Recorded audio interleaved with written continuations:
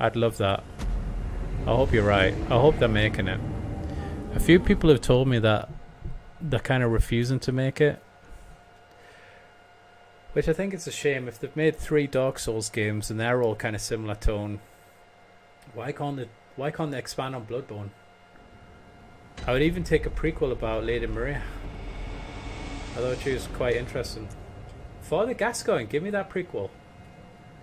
Let me turn into a beast. Give me a Gehrman game. Gehrman's the first hunter. Give me the first hunter. What was he up to? Gehrman's a cool guy.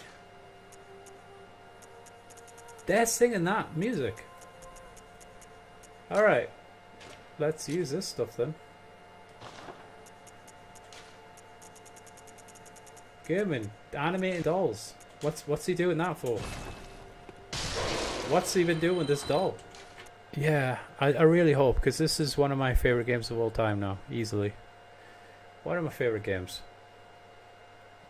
But, because the lore is so interesting, I don't think it's meant to be fully understandable. It's not over-explaining.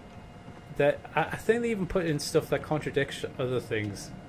Yeah, basically, it's a mythology kind of thing, like, oh, maybe this was true and maybe this is false. I'm sure all those lore videos on YouTube, they're just the best guesses. And they've like polyfilled over the gaps. Because it's a modern mythology. They've given you breadcrumbs. And I prefer breadcrumby game than, to be honest, something like Death Stranding. I couldn't get into it because it's like, and this is a thingy, and this is a thingy, and this will thingy, and it's like, dude, stop talking. Stop with the cutscenes. It's overbearing. I'm playing a game. The cutscenes in this, Father Gascoigne's cutscene, is 30 seconds. Probably. I haven't counted. He has 2 lines. And I got more about his character in that than 30 minutes of just someone ranting on in any other game. I got 30 seconds of Father Gascoigne and I feel like I know that guy. Beasts all over the shop. You'll be one too sooner or later. And then he just breathes and that's it. And people have probably created 1,000 art pieces on that guy. You can say so much just through gameplay. That is the art of gaming. Like, the way Father Gascoigne fights and the way he's animated, that's the storytelling. Storytelling is not standing there shouting about something. This is why revenge is bad.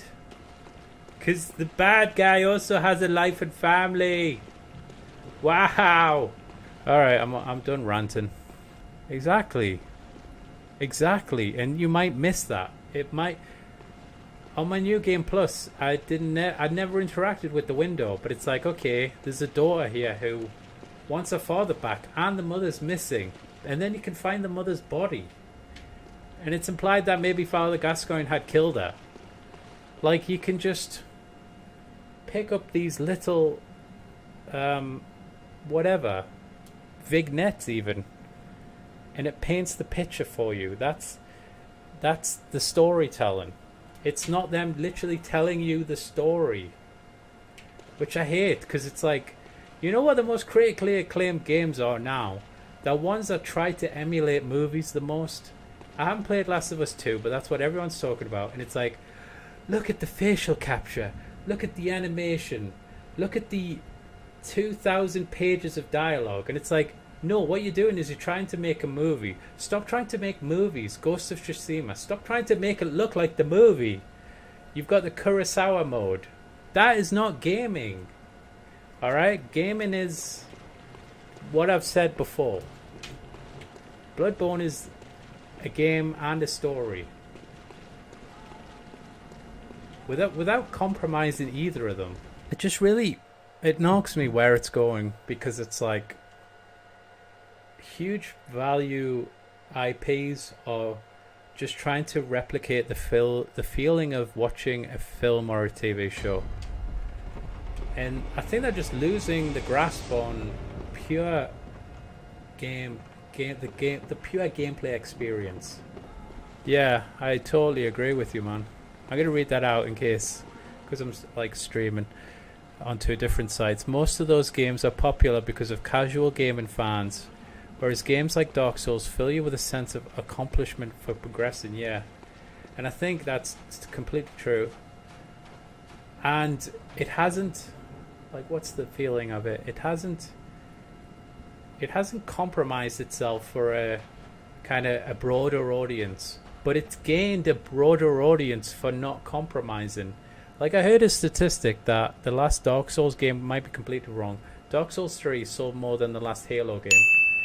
And Dark Souls was a meme because it was like, it's so hard. They should add an easy mode. If you're terrible, just get good. And it's like, no, because that's not what they're going for.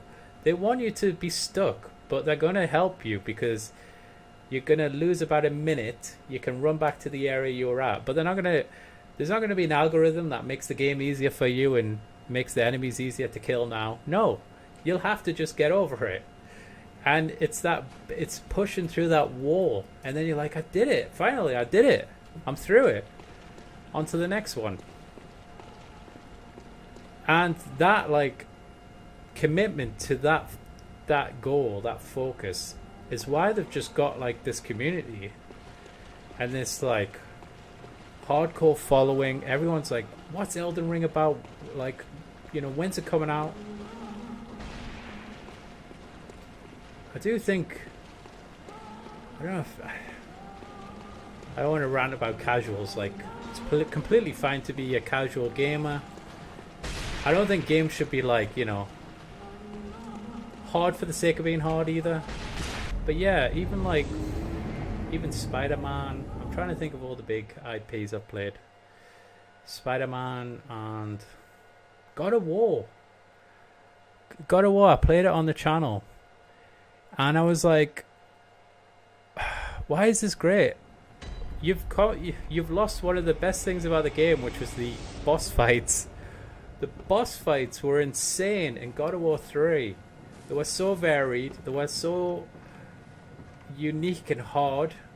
And then the new one, it was like, no, we've got to focus on the story. So, fair enough. You got all this legit good at voice acting and motion capture. I don't think the story was that great. Honestly, it's like, why do they keep doing this what's the word, surrogate father thing? Like, depressed dad who can't connect with his child. Ever since the first Last of Us, Logan did it. That game did it. Grief dad. I don't know what it is. I don't even know what to call it. It's the dad who just doesn't know how to connect with his own child. And it's like, this mature gaming. I'm trying to think of one of the best stories I've had in a game. Well, I'm not going to talk about Bloodborne continuously. I'm trying to think of what it could be. Cuphead. Cuphead. Exactly what it needed to be. And it was so ridiculous. I think we're entering an age now where hard games are coming back. Games that are like notoriously difficult and not optionally hard, because a lot of games have a hard mode. But people talked about Cuphead because, like, even normal, it's hard. Man, that game is so hard. Maybe it's with like the speed running culture that is what streaming kind of bore out of.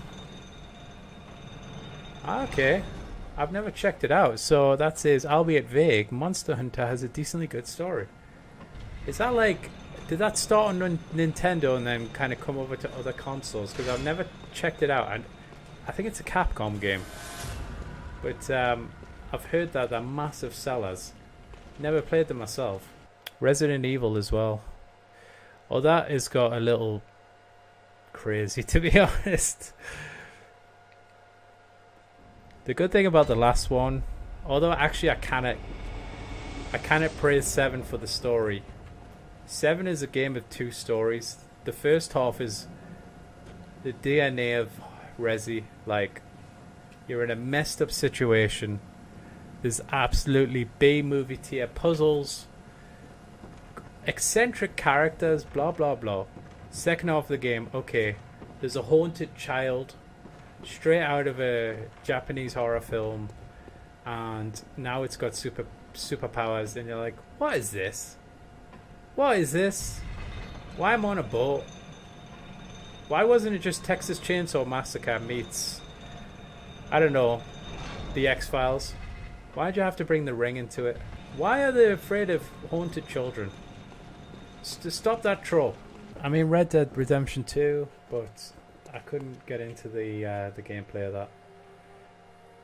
It's too slow. Final Fantasy, good choice. I've got 7, but I haven't started playing it yet. I've got it to play on stream, so I need to start that. I've got a few games in the backlog.